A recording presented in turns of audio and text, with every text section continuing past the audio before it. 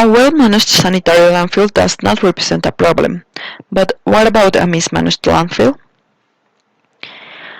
I'm going to begin with context. Colombia has a great diversity in terms of ecosystems, fauna, and flora.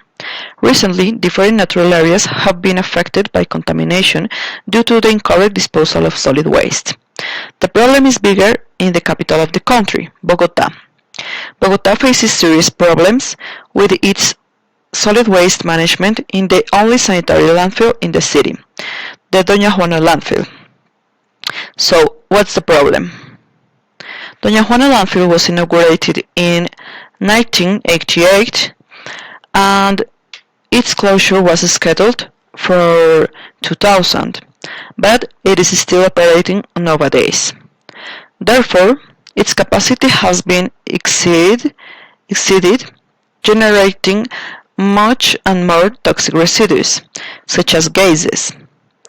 Also, the landfill attracts plagues. In the image on the left, you can see the number of flies caught in traps in a home near the landfill.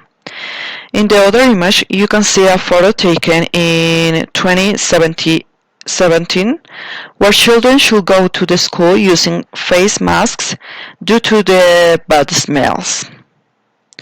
How is it to live close to Doña Juana? Sixta Cangrejo tell us. Sixta says that there are a lot of flies in the house every day, and sometimes these insects fall in the food and she has to dump it. She also says that there are other plagues such as rats, slugs, and worms, and these animals could infect the children. Finally, she claims that the bad smells damage plants. Research found that the gases produced by the Doña Juana landfill affects the respiratory, cardiovascular, and nervous systems. Different studies have investigated the effects of living near a landfill. Here we have the results of research in Missouri, United States. The table shows the respiratory health conditions and symptoms of households both near and away from landfill in St. Louis County. As the data shows, more households close to the landfill reported they had asthma in comparison with other households. Also, 33.9% of households near the landfill reported attacks of shortness of breath in the last 12 months.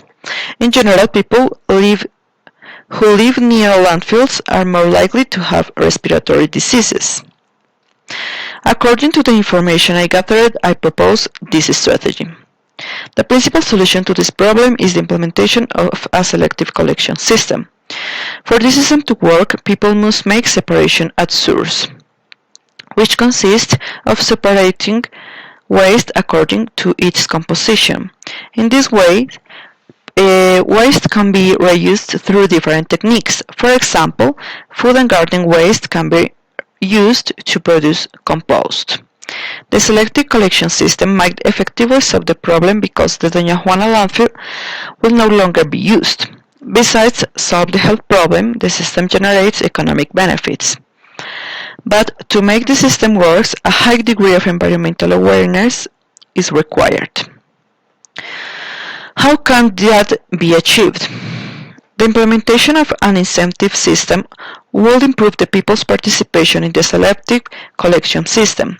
This incentive system consists of rewarding people with subsidies, performance bonuses, and similar mechanisms depending on their commitment.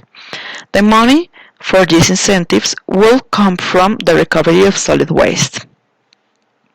And finally, we have the conclusion. The Doña Juana landfill affects the quality of life of the people, and it generates a lot of health problems to the community, especially respiratory illnesses. So it is necessary the citizens' participation to address the problem in an integrated way.